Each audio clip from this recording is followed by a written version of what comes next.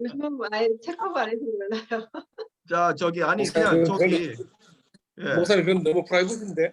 너무 프라이버십니까? 네. 예. 자, 그러면 혹시 700점 넘는 분 손 들어 보세요. 아니 그건 너무 목사님 아니, 혹시 800점 넘는 분 계세요? 아무도 안 계셔요? 예. 네? 제가 800점 넘으십니다. 그래요? 이야. 예. 지금 저기 제가 궁금해서 여쭙는데 가장 높은 크레딧 스코어가 몇 점입니까? 860. 860, 860이요? 예. 그러면 800이 넘는다는 것은 그냥 우등생이네, 진짜. 자, 아브라함에게 지금 하나님께서 하나님이 크레딧을 주셨는데 그를 의로 여기셨다 그랬어요. 이게 무슨 뜻입니까? 이 문자적인 뜻을 알아요. 의로 여기셨다는 말이 무슨 뜻이에요? 문자적으로. 무슨 소리입니까 이게? 아브라함이 여호와를 믿었는데 하나님이 이를 그의 의로 여기셨다. 이게 무슨 뜻이에요? 하나님이 인정하셨다는 거 아닙니까? 하나님이 인정하셨다. 예. 아주 근접했습니다. 하나님이 좀 더 풀어보세요. 어떻게 뭐라고 인정하신 거예요? 아브라함을 뭐라고 인정하신 거예요? 믿음의 자녀라고. 믿음의 자녀라고. 믿음의 자녀라고. 의인이라고. 의인이라고. 그래요. 의인으로 여기신 거죠. 예. 그게 무슨 소리냐고요. 의로 여기셨다는 게 무슨 뜻일까요? 에리 집사님 한번 이렇게 게스를 한번 해보시면. 이제 하나님 보시기에 내가 너를 의로 여기셨다는 거는 너는 나를 내 자녀가 될 자격이 있다. 너는 자격이 있는 사람이다. 내 자녀가 될 자격이 있는 사람이라는 예. 뜻이다. 예. 게스 해보세요. 예. 여러분 그냥 정답이 있는 건 아닌데 우리 게스 한번 해보세요. 린다 씨는 이게 무슨 소리일 것 같아요? 무슨 소리인 것 같아요? 이게 사실은 신앙이 없는 분들한테는 되게 낯선 단어예요. 의로 여긴다. 이런 말을 실제로 안 쓰는 단어죠. 거짓이 없는 사람. 거짓이 없는 사람, 의로운 사람이다. 예, 그렇죠. 이것이 교회 갓 들어오신 분들이나 신앙을 처음 접하신 분들의 거의 대부분이 이런 생각을 가지세요. 그러니까 의롭다는 말을 왠지 이렇게 정의롭고 불의가 없는 그러한 사람으로 생각을 하시거든요. 그러니까 이런 답이 굉장히 많이 나와요. 다시 한 번만 얘기해 주세요. 지금 인터넷이 지금 안 좋아갖고. 첫 번째, 최고의 사람. 최고의 사람. 야, 자, 최명숙 집사님은 의로 여기셨다는 말이 무슨 뜻일까요? 우리가 아브라함 생각할 때 믿음의 조상이라고 하잖아요. 그래서 예수님 다음으로 우리가 아브라함을 하나님께 예수님의 다음에로 사람들이 그를 믿음의 조상으로 여길 수 있는 의로 세우신 것 같아요. 저는. 믿음의 조상에 저는 그렇게 자격을 얻었다. 믿음의 조상으로 세워주신 것 같아요. 예. 우리 황수경 사모님은 우리들하고 하나님이 아브라함을 의로 여기셨다는 게 그냥 문자적으로 무슨 뜻일까요? 의인이 구원을 받는 거잖아요. 그렇죠. 의인이 구원을 받는 거죠. 그렇죠. 성경에는 의인이 구원을 받는 거예요. 예? 그러니까 근데 이거는 의로 여기셨다는 거는 아브라함이 아니라 하나님이 의로 여겨주신 거잖아요. 하나님이 아브라함을 의롭다고 여겨주신 거예요. 의롭다고 크레딧을 주신 거예요. 네.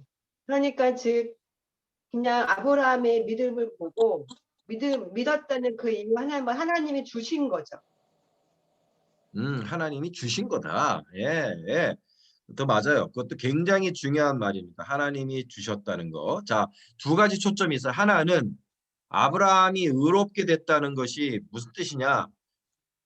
우리 5명 중에서 가장 정답에 근접하신 분은 린다 씨입니다. 아주 의연하게도. 뭐냐 하면 의롭다는 말의 그냥 뜻은 뭐냐 하면 하나님 보시기에 완벽하다는 뜻이에요.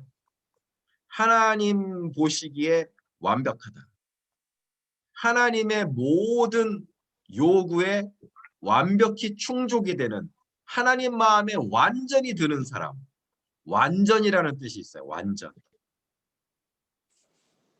그러니까 너는 내가 보기에 완전한 사람이기 때문에 내가 구원하는 것이고 천국에 너를 들여보내주는 것이고 그렇게 되는 거예요. 그래서 그러나 의를 한편으로 보면 그러니까 자격이라는 뜻도 되는 거죠. 말 그대로 천국에 갈 자격이 되는 것이고 믿음의 조상이 될 자격이 되는 것이고, 예, 그러니까 자격이라는 말이 될 수도 있는 거예요. 그런데 그렇게 의롭게 되는 것이 오늘 황수영 사모님 말씀하신 것처럼 오늘 아브라함이 특별히 어떤 한 일을 가지고 하나님이 그를 의롭다고 여기신 게 아니라 믿었을 때, 그냥 하나님을 믿었을 때 의롭게 여기셨다는 것을 보아서는 이 의는 이 귀한 이 퀄리피케이션은 하나님이 은혜로 그냥 주신 것이라는 것이죠. 이것이 다 담겨 있습니다. 은혜로 주신 것이에요. 그래서 God giving righteousness 라고 그렇게 풀 수 있죠. 이 말이 15장 6절이 오늘날의 우리 기독교를 만든 구절이라고 말할 수가 있는 것입니다. 이 15장 6절이 그러니까 성경에서 가장 중요한 구절이 되는 것이죠. 자, 로마서 5장을 같이 한번 보시면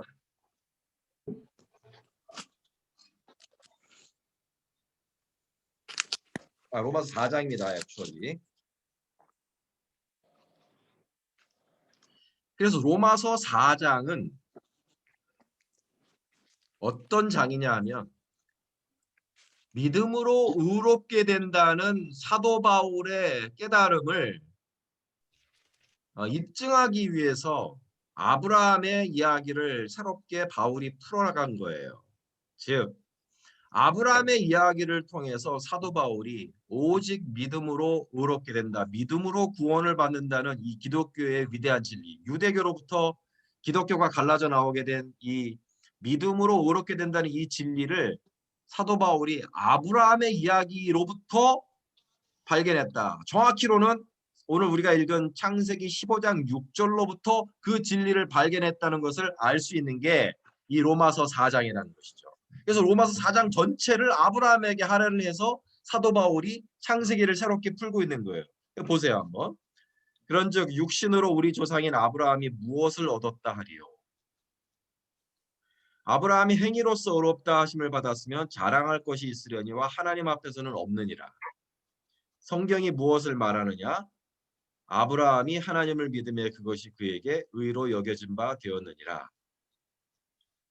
일하는 자에게는 그 삭시 은혜로 여겨지지 아니하고 보수로 여겨지거니와 일을 아니할지라도 경건하지 아니한 자를 의롭다 하시는 이를 믿는 자에게는 그의 믿음을 의로 여기시나니. 6절부터 8절까지는 이때 다윗의 시가 나오는 것이고요. 자, 9절로 다시 넘어가면 이 복이 아브라함에게는 그 믿음이 의로 여겨졌나 하노라. 그것이 어떻게 여겨졌느냐? 할례시냐 무할례시냐? 할례시가 아니라 무할례시니라. 그러므로 그것이 할례 전에 있었던 믿음이기 때문에 율법보다도 믿음이 더 앞서는 것이다 라고 변증을 하는 것입니다. 자, 12절로 한번 넣어보면 그는 할례자의 조상이 되었나니 곧 할례자에게뿐 아니라 우리 조상 아브라함이 무할례시에 가졌던 믿음의 자취를 따르는 자들에게도 그러하니라. 자, 보세요. 그래서 아브라함이 할례자의 조상일 뿐 아니라 어떤 사람들의 조상이라고요? 믿음의 자취를 따르는 자들의 조상이라는 말이 나옵니다. 그래서 아브라함이 믿음을 가진 자들의 조상이라는 말이 나오는 거예요. 자, 여기서 중요한 질문을 다시 던집니다. 아브라함이 뭘 믿은 걸까요? 아브라함이 뭘 믿었을까요? 그냥 하나님의 존재를 믿은 건 아닐 거 아니에요. 그냥 하나님이 계시는구나 그걸 믿은 게 아니라 이미 하나님이 계신 건 다 알고 있는 사람이었어요. 하나님이 지금까지도, 약속해 주신 것. 하나님이 약속해 주신 것을 믿었다. 예, 이렇게 믿음의 조상이 되고 별과 같이 네 자손이 많아질 거라는 걸 믿은 거죠. 그걸 믿은 게 왜 대단합니까? 왜 하나님이 그거를 그걸 믿은 아브라함을 하나님께서 의롭다, 네. 완전하다고 이렇게 좋아하실 만큼 그 아브라함의 믿음이 뭔가 특별한 게 있었던 거예요. 왜 특별했을까요? 보이지 않는 거기 때문에 네. 그 마음으로 믿어 입으로 시인해야지만 그러니까 시인한 거죠. 말하자면 보이지 않는 거를 것을 하나님 믿었다. 말씀 그대로 믿는 거죠. 예, 맞아요. 이게 뭐 네. 자기 자식이 뭐 한 1000명쯤 있거나 뭐 그러면 뭐 믿을 만하겠는데 자식도 한 명도 없는 가운데 그냥 그럼요. 보이지 않는 미래를 믿었다. 예. 또 다른 분 한번. 아브라함이 지금까지 정혜실 집사님이 이야기하신 게 되게 맞아요. 하나님의 약속을 아브라함이 믿었단 말입니다. 내 자손이 하늘의 별과 같이 많으리라. 이걸 아브라함이 믿었더니 하나님이 너무 좋아하셨어요. 그래서 이거를 의롭다고 여기셨단 말입니다. 풀 크레딧을 주신 거예요. 왜? 이걸 믿은 게 왜 대단하냐? 이거는 하나님을 믿느냐, 하나님 말씀을 믿느냐 이 문제인데요. 네. 하나님에 대해서 먼저 신뢰가 갔기 때문에 그분이 아브라함에게 말씀한 그 말이 믿어지는 거죠. 하나님을 신뢰했기 때문이다. 그렇죠. 맞아요. 예. 하나님 신뢰 안 하면 하나님이 아무리 말씀해서도 그 믿음이 가겠어요? 야, 지금 굉장히 가까워져 가고 있어요. 지금 정혜슬 집사님이 바닥을 깔았고 굉장히 에디 집사님이 중요한 말을 덧붙였어요. 하나님을 신뢰한 거다. 좀 더 나가 보세요. 하나님의 어떠한 것을 신뢰한 겁니까? 하나님이 생명의 주관자 되신다는 것을 이야, 지금 거의 다 믿은 갔어. 거죠. 거의 다 갔어. 하나님이 생명의 주관자 왜냐면 되신다. 자기 죽은 자 같은 몸에서 야, 정답이 나왔죠, 지금. 예. 지금 정혜슬 장님이 되게 중요한 말씀하신 거예요. 이게 한 구절 한 구절이 되게 중요해요. 죽은 것 같은 자기 몸에서 생명을 만들어내시는, 없는 것에서 유를 만드시고 죽은 것 같은 몸에서 생명을 만들어내시는 하나님을 믿었다는 거예요. 그 하나님을 신뢰했다는 거죠. 다시 넘어갈게요. 아까 읽었던 로마서 5장에 보면 사도 바울이 바로 그걸 캐치하신 거예요. 아브라함의 믿음의 대단한 아주 놀라운 것이 바로 이거다 이거예요. 4장, 로마서 4장으로 다시 넘어가 보면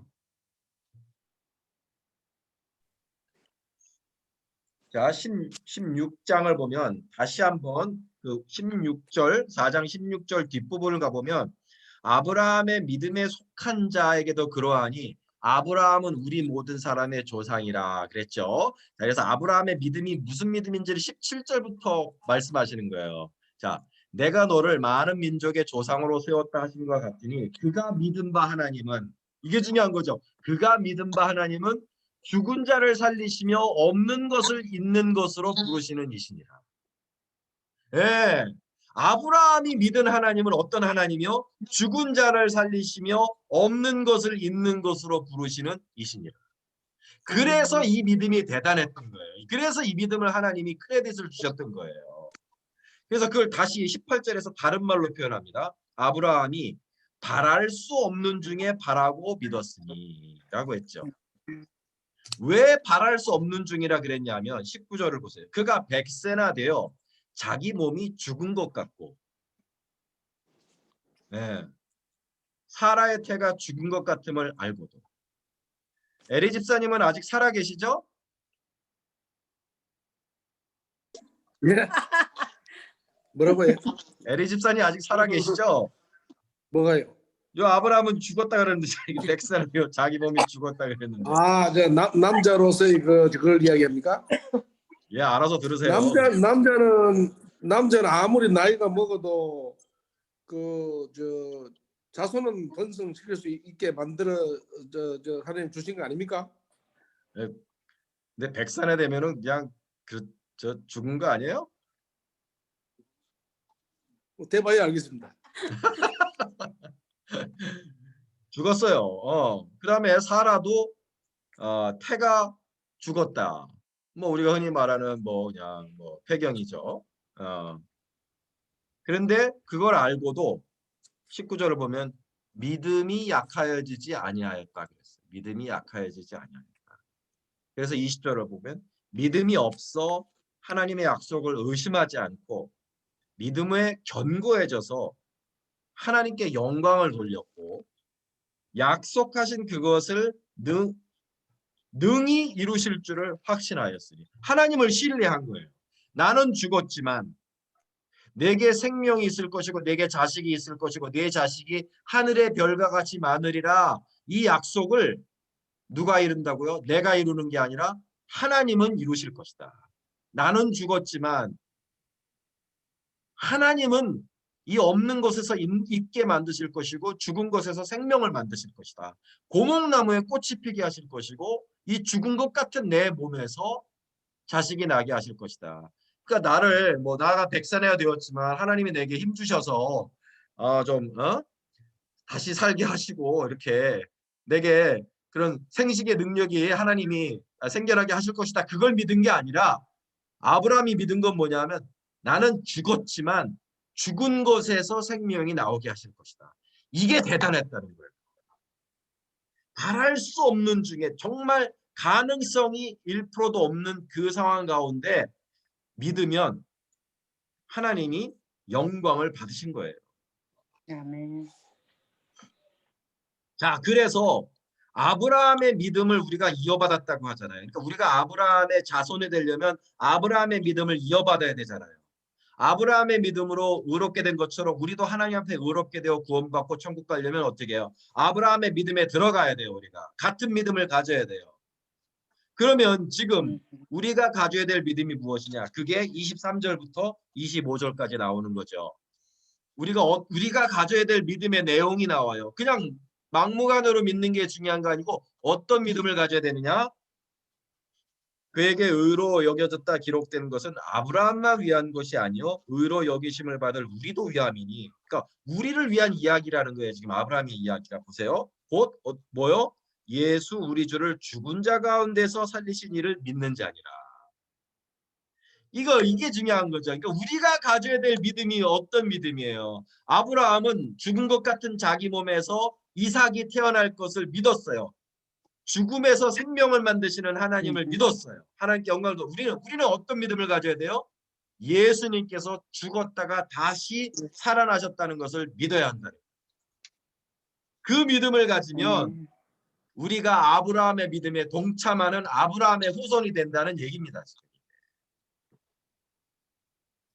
자, 그래서 우리가 믿음으로 의롭게 된다. 우리가 이제 이 말씀을 많이 듣는데 거기서 말하는 믿음이란 어떤 믿음이냐? 그래, 뭐 하나님이 계신 것 같아요. 뭐 그런 믿음이 아닌 거죠, 그렇죠? 그냥 교회 나가서 하나님이 왠지 계신 것 같고, 뭐 사람들도 좋고, 뭐 이 천지 만물을 보니까 왠지 신이 있을 것 같고, 우리가 거기서 믿음이 시작을 하지만 최종적으로 나를 하나님 앞에 의롭게 만들고 내가 아브라함의 후손으로 되어지며 천국의 약속에 들어가는 축복된 사람이 되는 믿음은 무슨 믿음이냐? 결국은 예수에 관한 믿음인 거예요. 내가 예수를 어떻게 믿느냐? 그냥 위인이냐? 이 세상에 태어났던 죄송해요. 기독교라는 종교를 창시한 위인이냐? 좋은 말씀 많이 하시고 사람을 사랑하셨던 그런 위인으로 볼 것이냐? 아니라는 거죠. 믿음을 가졌을 때 우리가 의롭게 되어지는 것이고 아브라함의 축복에 들어가는데 그 믿음의 내용은 뭐예요? 예수를 하나님께서 죽은 자 가운데서 살리셨다 이거예요. 예수의 부활을 믿는 믿음이라 이겁니다. 그래서 이 부활을 믿는 믿음으로 우리가 아브라함의 뒤를 따라서 믿음으로 의롭게 된다는 것을 보여주는 것이 오늘 창세기 15장 말씀입니다. 다시 창세기 15장으로 넘어오겠습니다. 야, 이제부터 굉장히 진짜 어마어마한 얘기가 나오는 거죠. 예, 이게 많은 사람들이 이해도 못하고 무슨 의미인지 알지도 못하고 있지만 신학적으로는 가장 중요한 이야기예요. 사실은 이것이 놀라운 이야기입니다. 그래서 오늘 이걸 배우는데 여러분 좀 초점이 맞춰졌으면 좋겠어요. 자, 하나님께서 무뼈를 보여주시면서 자, 두 가지 약속을 주시죠. 네 자손이 하늘의 별과 같으리라. 그다음에 두 번째 약속이 뭐예요? 7절에 나오는 하나님의 약속이 두 번째는 뭐예요? 이 땅을 내게 주리라. 이 땅을 내게 주리라. 근데 이게 우리가 배웠죠, 여러분. 이 말씀의 의미가 이 땅, 그 가나안 땅, 지금의 팔레스타인 땅을 주리라는 말씀이 아니라 실은 뭐요? 뭘 주시겠다는 약속이에요?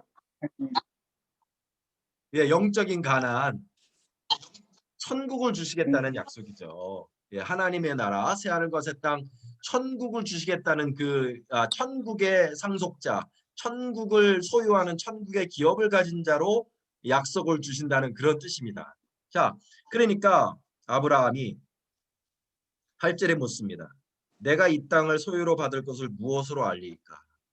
영적으로 해석해 보면 이 말은 뭐라고 할 수 있어요? 하나님, 내가 천국에 들어갈 줄 내가 어떻게 알겠어요? 내가 천국에 들어간다는 거, 천국이라는 것이 있는지, 내가 그 천국에 들어가는 자, 천국의 기업을 가진 영생을 가진 자가 된다는 것을 무엇으로 알 수 있겠습니까? 그렇게 우리가 이것을 풀어볼 수가 있는 거죠. 그러니까 그러한 궁금증과 그러한 의문, 그렇잖아요, 여러분. 우리가 우리 자신을 볼 때마다 우리 최명숙 집사님은 어떠세요? 자기 자신을 바라보면 나는 천국에 들어갈 수 있을까? 내 사는 걸 보면 그런 생각이 들어요? 확신이 들어요?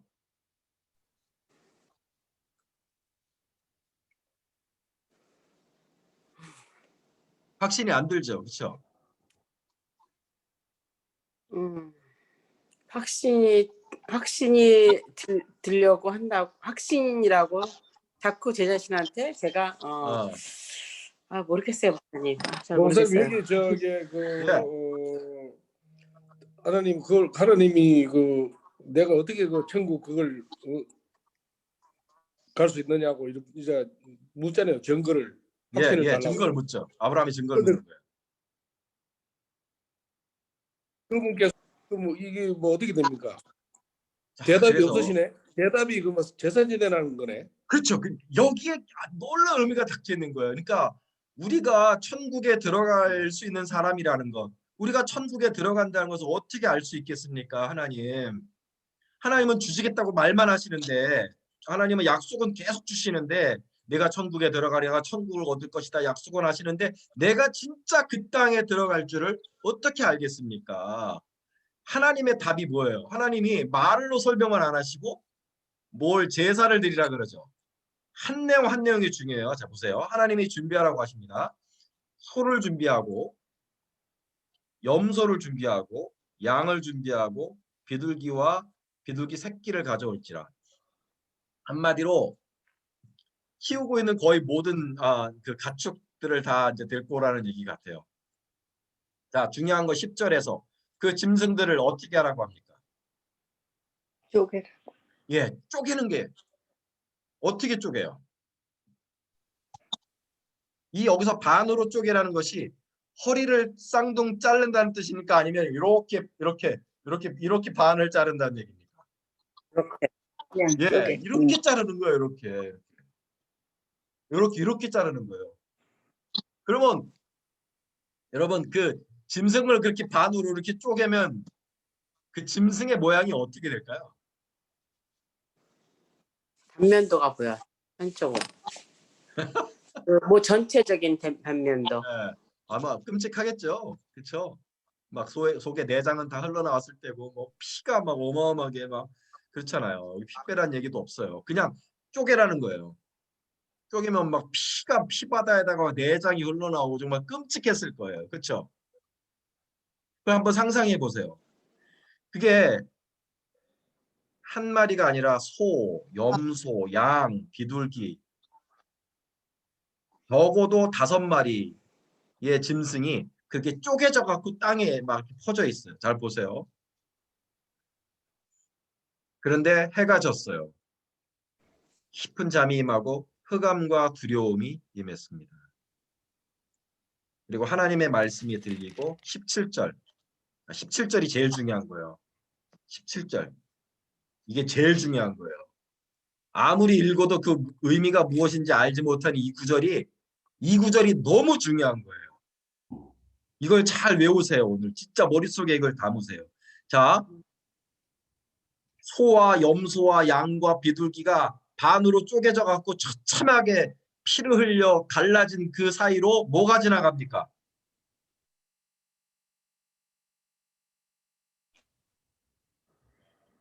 햇불이요. 횃불이 지나요. 연기 나는 화로가 보이며 타는 횃불이 쪼갠 고기 사이로 지나더라.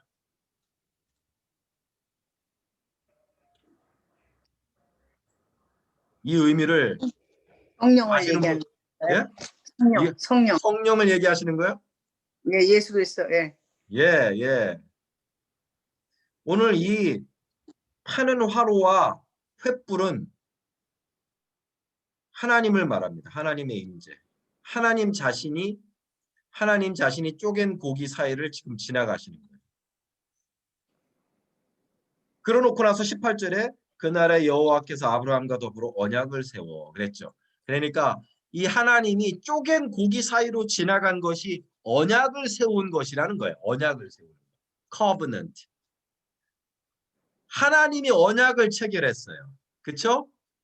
이거는 우리의 문화에겐 굉장히 낯선 개념이지만 당시에 아브라함 당시에 일종의 법적인 계약의 모습이에요. 사람과 사람이 중요한 계약을 맺을 때는 짐승을 한 마리 데려다가 그 짐승의 반을 쪼갭니다.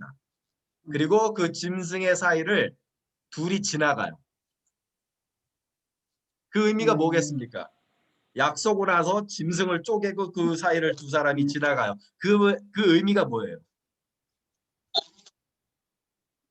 네가 그러니까 약속을 서로 안 지키면, 약속했다는. 예, 약속을 안 지키면 너도 됐다는 이렇게 거죠, 뭐. 반쪽 너도 난다 이렇게 이겁니까? 된다. 그런 뜻이에요. 무시무시한 기네요. 그러니까 이거는 뭐야? 이 약속이 정말 목숨을 걸고 하는 약속이라는 뜻인 거예요. 지금. 아시겠죠? 목숨을 걸고 하는 정말 우리가 인간이 하는 맹세 중에 가장 무서운 맹세가 뭐예요? 목숨 건다는 거예요. 야, 목숨 건다. 내가 목숨 걸고 지킬게. 그런 말 하잖아요. 그러니까 지금 목숨을 건다는 뜻이에요. 지금 그러니까 고기를 쪼개놓고 그 사이를 걸어간다는 거는 목숨을 건다는 거예요. 내가 이 약속은 내 목숨을 다해 지키겠다 이런 뜻이에요. 자, 그런데 여기서 중요한 게 있죠. 보통은 계약을 맺은 두 당사자가 함께 걸어가요. 그래야 되는 거예요. 그래야 계약이 체결되는 거예요. 근데 오늘 하나님이 아브라함과 계약을 체결하는데 쪼갠 고기 사이로 지나간 것은 누구예요? 하나님뿐이었어요. 이게 혼자. 중요한 거예요. 이게 중요한 거예요. 쪼갠 고기 사이로 하나님만 지나갔어요. 무슨 뜻입니까?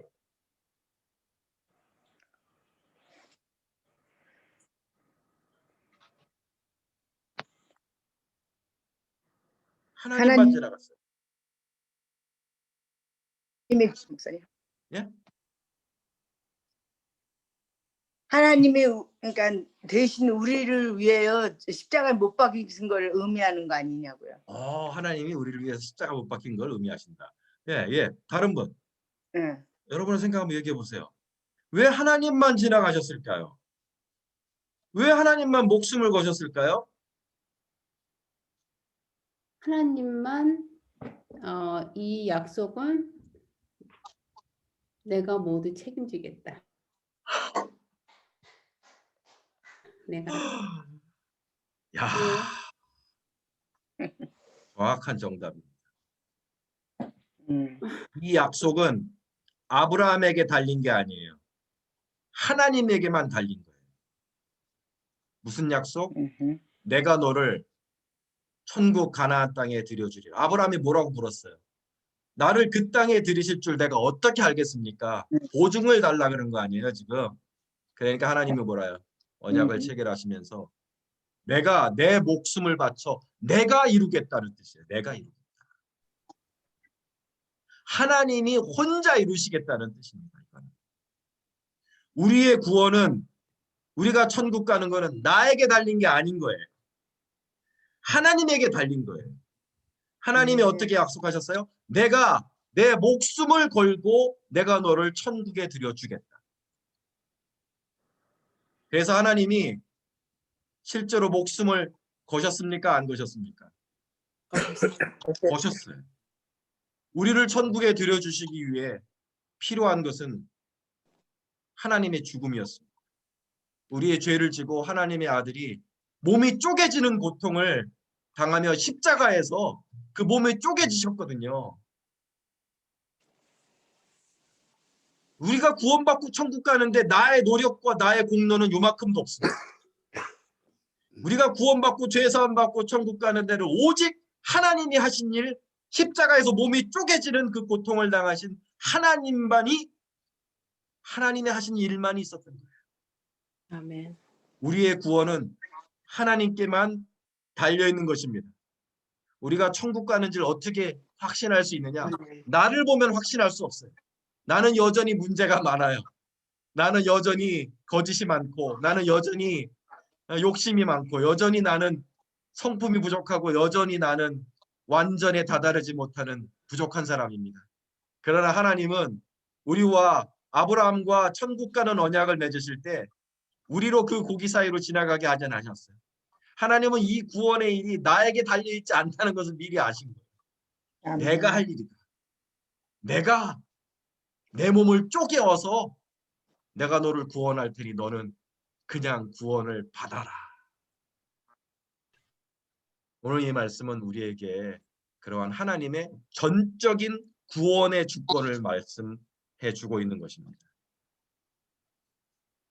어려운 말로 그래서 이 구절을 구원의 편무계약이라는 말을 써요. 신학자들은. 무슨 소리냐? 세상의 계약은 다 쌍방 계약입니다. 두 사람이 다 같이 걸어가야 돼요. 그러나 하나님은 우리와 구원의 계약을 맺으실 때 편무계약, 편무계약, 혼자 일하시는 계약을 맺으셨다는 거예요.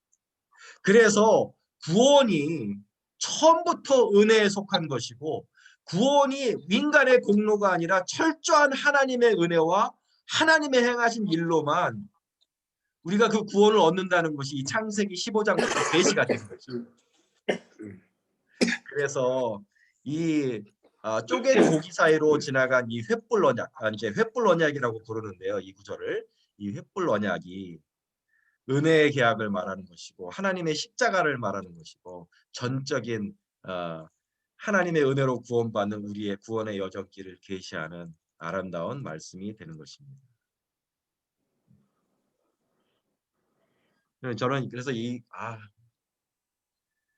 목사고 신앙생활도 참 이제 30년 넘게 하고 있지만은 아직까지도 제 자신을 보면 만약에 천국에 들어가는데 어떤 퀄리파이라는 것이 필요하다 그러면 나는 퀄리파이가 될 수가 없다, 그런 생각을 자주 해요. 근데 오늘 이러한 같은 말씀을 통해서 하나님께서 내게 말씀해 주시는 것은 구원은 내게 달린 게 아니다. 나는 처음부터 너와 언약을 맺은 적이 없다. 쪼갠 고기는 내가 혼자 들어가는 것이고 너는 구원을 받기만 하면 된다. 그러한 하나님의 큰 은혜의 음성을 저는 오늘 이 말씀을 통해 들을 수 있었습니다. 자,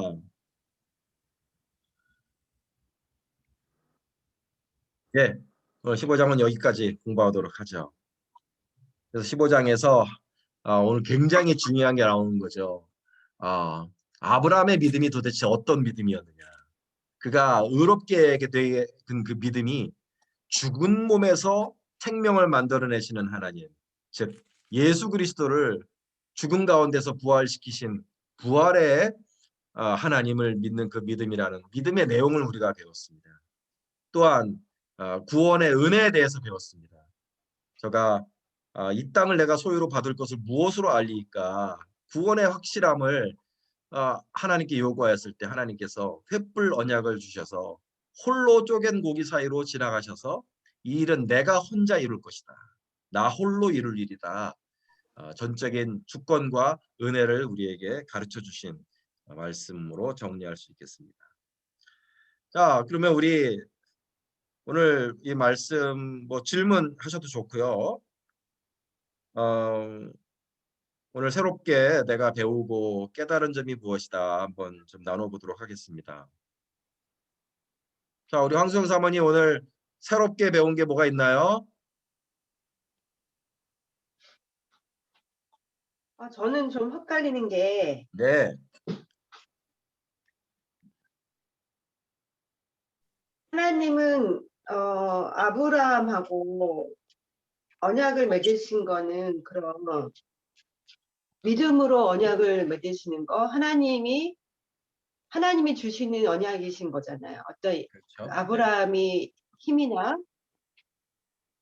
하지만 그 이후에 구약 시대에 있는 거는 다시 조건적인 언약을 맺으셨잖아요. 이스라엘 백성하고는. 그거는 모세 언약이죠. 그렇죠. 예, 모세 언약. 그러면 하나님이 아브라함한테만 이 언약을 맺으시고 모세부터는 다시 예수 그리스도가 오시기 전까지는 그냥 그 언약에 매여 있는 건가요? 아니요. 아브라함의 언약이 폐지가 된 게 아니고 모세 언약이 나왔을 때 아브라함의 언약이 폐지가 된 게 아니고 아브라함의 언약은 계속 가는 거예요. 계속 가는 거예요. 그럼 모세 언약은 뭐냐? 모세 언약은 구원의 언약이 아니에요. 이스라엘 사람들에 대한 특별한 언약인 거죠. 그러니까 이스라엘 사람들에게 예수 그리스도를 알리시기 위해서 이스라엘 유태인들에게 주신 특별한 언약이지 범인류, 아브라함의 믿음에 속한 아브라함의 모든 믿음의 자손들에게 주신 언약이 아니에요. 그러니까 특별 언약이에요. 목사님 이게 지금 창세기가 모세 할아버지가 지은 거 아닙니까? 네, 쓴 거 맞습니다. 아닙니까? 예. 그러면 모세는 아브라함의 400년 후손 아닙니까? 그렇죠. 그러면은 모세 쪽을 끌고 출애굽을 했는 리더였잖아요. 네. 그분이 이 책을 썼을 때 그들이 400년 동안 그들을 괴롭히리라 400년 전의 이야기를 썼잖아요. 네. 그러면 이 근거는 어디서 나온 겁니까 이거는? 400년 동안에 있을 일을 아브라함에게 하나님이 말씀해 주셨죠. 예. 예, 그 근거가 어딨냐고요? 예. 그 모세가 400년 후에 후손인 모세가 이 성경책을 창세기를 썼잖아요. 네. 그러면 이거는 이거 무슨 자료에 다 이게 찾아가지고 예, 좋은 원초적인 질문입니다. 의문이 생기는데. 예, 좋은 질문입니다. 예? 좋은 질문이 뭐냐면 원초적인 의문이 생겨요 이게. 자, 예. 아브라함의 믿음이 누구에게로 내려갔어요?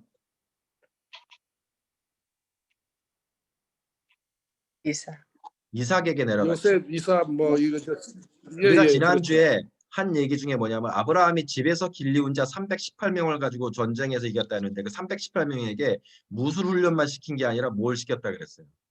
신앙의 그렇죠. 훈련을 시켰다 그랬죠. 그러니까 아들 이삭에게는 오죽 더 신앙의 훈련을 시켰겠습니까? 그때 이게 내려갑니다. 이야기가. 아브라함이 하나님께 이 말씀을 받았잖아요. 이 말씀이 이삭에게로 들어가고 야곱에게로 내려가고 요셉에게로 내려가고 그러니까 믿음의 아버지가 자손들에게 계속 구전을 줍니다. 구전. 오럴 트래디션이라 그래요. 오럴 트래디션. 구전입니까? 구전으로 된 겁니까? 예, 구전으로 된 겁니까? 구전으로 된 거를 모세까지 받은 거죠. 가족부에. 예. 모세까지 구전이 내려온 거예요. 오케이. 그래서 모세가 가르친 것이고 근데 이제 그렇게 해서 계속 모세 이후에도 이게 계속 구전이 됩니다. 자손들에게. 근데 성경도 많아지고 이제 시간이 지나면서 어떤 변고가 있었냐면 바벨론이 와서 이스라엘 사람들을 다 잡아간 일이 있었어요. 그게 기원전 500년경입니다. 그러니까 모세로부터 거의 1000년이 지나고 나서 이스라엘이 망합니다. 바벨론으로 다 끌려가요. 근데 자손들이 뭐예요? 가면 이제 히브리어를 안 쓰고 무슨 말을 쓸까요? 바벨론 말을 쓰겠죠. 아닌가? 헬라 너무 싫었다. 우리 자손들이 한국말 잘 못하는 것처럼. 그러니까 이 자손들한테는 구전이 안 되는 거예요. 오럴 트래디션이 안 돼요. 그러니까 뭐가 필요해 그때? 책이 필요한 거예요. 성경책이 필요한 거예요 그때. 그래서 성경책이 그때 편찬이 됐어요. 기원전 500년부터 에스라라는 성경에 에스라라는 사람이 있는데 우리 어저께 우리 넌센스 퀴즈 했죠. 임신하기 원하는 사람들이 봐야 되는 성경 에스라. 그 에스라가 누구 때 학사였냐면은 똑같이 그 에스더. 이 사람은 이제 애가 섰어요. 에스더 여왕 때 에스라가 짝인 거예요. 짝이에요 이게. 에스더가. 에스더가 왕비잖아요. 에스더가 왕비예요. 그래서 그 에스더 왕비의 아들이 누구냐? 아닥사스다 왕인데 아닥사스다 왕이 국고를 열어서 에스라에게 줍니다. 페르시아 제국의 국고를 열어서 뭘 하라고요? 회당을 세우고 성경책을 편찬하라고 돈을 줘요. 나라에서. 페르시아 제국이. 그래서 그때 에스라가 이 모든 구전을 다 기억하고 있는 사람들 다 모아요. 할아버지들 다 모으는 거죠. 그래서 앉혀놓고 앞에는 서기관들이 스크라이브들이 이렇게 그 이제 적는 거예요. 앞에서 얘기하면 그걸 적어요.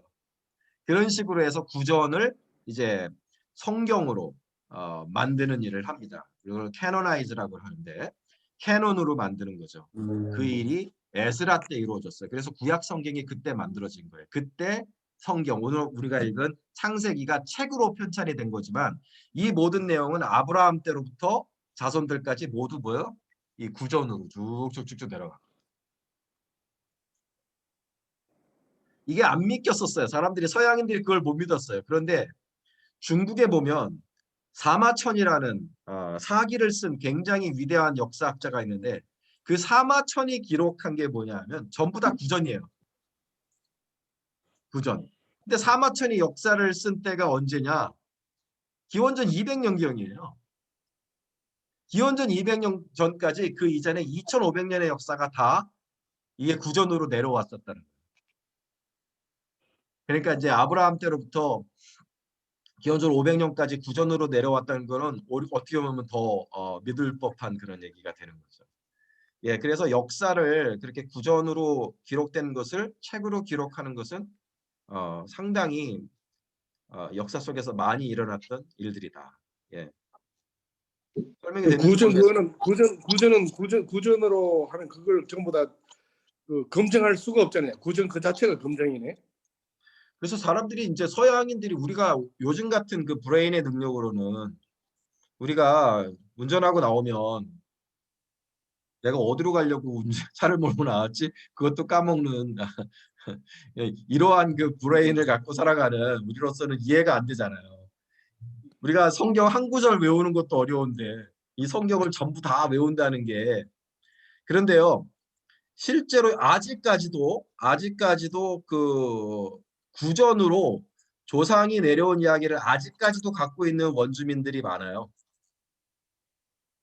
그래서 구전의 인간의 그 능력, 그 이야기를 암송해서 후대에 내려보내는 능력에는 의외로 우리가 생각하는 것보다 오류가 적다.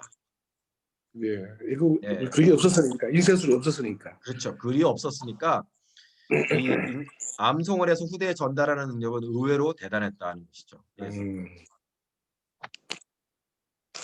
어쨌든 성경은 영적인 책이니까. 그러니까 모세율 아까 우리 황정 사모님 얘기로 들어가서 모세율법은 유태인들을 위한 율법이에요. 즉 그리스도의 그 복음의 진리를 미리 예습하라고 예습으로 주신 그런 언약이지만 그 모세 언약 위에 있는 것이 아브라함 언약입니다. 그걸 발견해내신 분이 사도 바울이죠. 사도 바울이 볼 때 유태인들이 모세 언약만 붙잡고 아브라함의 언약은 잊고 살았던 거예요. 모세보다 400년 전에 먼저 살았던 아브라함에게 주셨던 그 언약이 더 앞선 언약이고 더 높은 언약이고 그것이 더 모든 인류에게 해당되는 하나님의 참된 마음이었다는 것을 발견하는 것이 사도 바울이십니다. 그러면 그 전까지는 이 모세의 언약 때문에 아브라함의 언약을 이스라엘 못 봤죠. 백성들이 이스라엘 사람들이 깨닫지 아무도 못하고 못 봤죠. 자, 아브라함 언약의 그 가장 그 핵심이 뭐예요? 하나님을 믿으며 의롭게 되어진다. 여호와를 믿음에 이것을 그의 의로 여겨졌다. 그런데 이거를 아무도 생각을 안 하고 유태인들이 오직 모세 언약만 붙잡고 어떻게 의로워진다고요? 모세의 법을 다 지켜야지 의로워진다. 그것만 생각했던 거잖아요. 그런데 사도 바울이 예수님을 만나고 나서 성경을 다른 눈으로 읽어보니까 성경이 다른 것을 얘기하는 거예요. 성경이 모세 언약만 이야기하는 게 아니라 오히려 더 우월한 아브라함의 언약을 얘기하시더라 이거예요. 아브라함의 언약이 더 하나님의 마음에 합하고 그것이 예수 그리스도 안에서의 진리에 더 맞아떨어지는 그것이 하나님의 진리고, 모세 언약은 잠깐 주신 몽학 선생. 이스라엘 사람들이 이 구원의 진리를 잘 깨닫지를 못하니까 몽학 선생으로 주신 것이고 그림자고, 아브라함의 언약이 참 것이라 이거. 그런데 그러면 하나님이 이스라엘 백성들이 아브라함에 주신 언약이 더 중요한데 그것을 귀히 여기지 않고 모세 언약만 잡고 산 거잖아요. 그렇죠. 하지만 굳이 그것을 깨닫게 하지 않으신 거네요. 말이 이상한가요? 하나님이 아니다. 너희한테 있는 모세 언약보다 아브라함의 언약이 더 중요하다. 너희는 왜 그것을 모르느냐는 것을 알려주지 않으신 건가요? 그러면?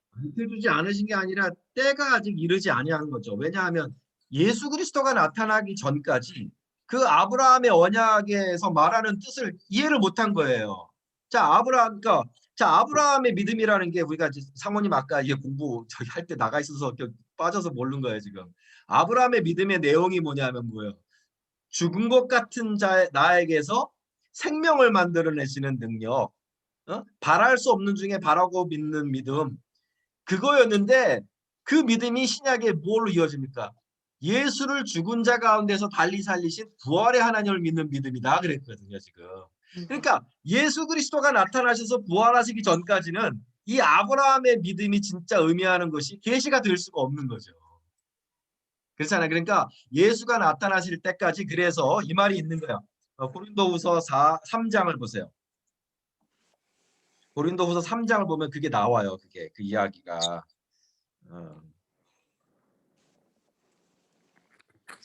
3장 13절을 보면 지금 사모님의 궁금하신 게 나옵니다. 고린도후서 3장 13절을 보면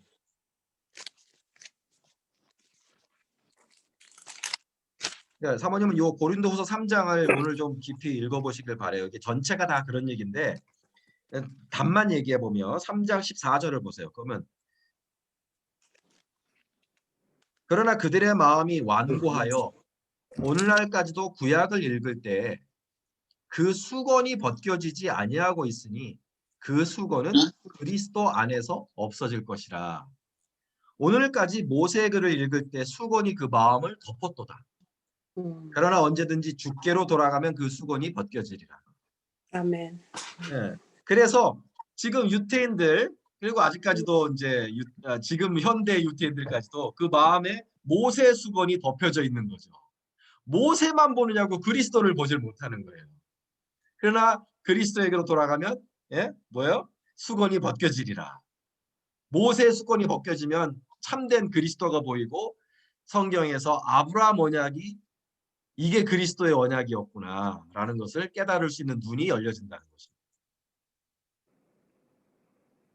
답이 되었는지 모르겠습니다. 네, 됐습니다. 자, 우리 최명숙 집사님 오늘 새롭게 배우시고 깨달은 것을 한번 나눠주시면은요.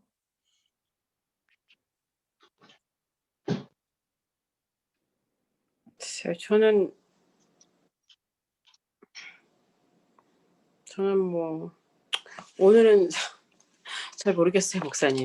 어려웠어요? 네, 저는 오늘 시할할 게 별로 없어요. 잘 모르겠어요. 자, 정혜슬 집사님은 오늘 새롭게 배우시고 발견하신 게 있다면? 하나님은 처음부터 지금까지 우리의 연약함을 아시고 우리를 정말 사랑 가운데 인도하신다는 거예요. 그리고 우리가 하나님을 조금만 믿어드려도 그걸 굉장히 의로 여기시고 정말 진짜 우리에게 아주 힘을 주시는 하나님인 것 같아요. 그렇습니다. 우리 에릭 집사님. 예, 다행히 우리한테 신약이라는 게 있어가지고 구약의 그 확실한 걸 증거를 하는 그런 더 아주 딱 보여주는 그게 우리한테는 참 축복이라 생각합니다. 우리 린다 씨 오늘 새롭게 배우신 게 있다면 어떤 것이 좀 있었을까요? 우리의 하나님이 목숨을 걸고 우리한테 주는 구원의 크레딧을 우리 모두한테 이미 주시겠다고 손을 벌리셨는데 그걸 믿지 않으면 내가 그걸 못 가져오는 거고 그걸 믿으면 내가 하나님이 우리한테 주는 그 크레딧을 받을 수 있겠다는 걸 제가 느꼈습니다. 아이고, 예, 할렐루야. 자, 오늘은 어떤 실제적인 우리 삶의 이야기라기보다는 그 구원의 진리에 대해서 굉장히 압축적인 의미를 담고 있는 15장을 우리 공부해 보았습니다. 자, 오늘 기도하고 마칠까요? 오늘 정혜슬 집사님 한번 기도해 주시고 오늘 성경 공부 마치도록 하겠습니다. 좋으신 하나님 감사합니다. 늘 말씀으로 우리를 인도하시고 또한 너는 내 것이라 선택하여 주시고 매일매일 제 가운데 있지만 주님의 보혈로 씻겨주시고 늘 주님의 자녀 가운데 살 수 있는 은혜 주시고 또한 오늘도 말씀으로 배웠습니다. 정말 주님이 우린 연약하고 우리는 할 수 없지만 주님이 우리의 연약함을 담당하셔서 정말 그 횃불 가운데 나타나셔서 그 쪼갠 짐승 가운데 홀로 가신 것 같이 그 일을 감당하신 주님의 은혜를 믿는 자에게 구원을 주심을 약속하신 주님의 은혜를 감사합니다. 늘 주님 안에서 주님을 인정하며 나가며 나만 예수 믿는 것이 아니고 또한 이 기쁨과 구원의 감격을 또한 모든 사람에게 전할 수 있는 우리에게 믿음을 주시고 지혜를 주시길 원합니다. 아멘. 주님의 은혜를 감사하며 예수 그리스도 이름으로 기도합니다. 아멘. 아멘. 네. 수고하셨습니다. 수고하셨습니다. 감사합니다. 감사합니다. 아이고, 감사합니다. 예, 모두 잘들 지내시고 주일날 우리 웃는 낯으로 뵙겠습니다. 네. 네. 감사합니다.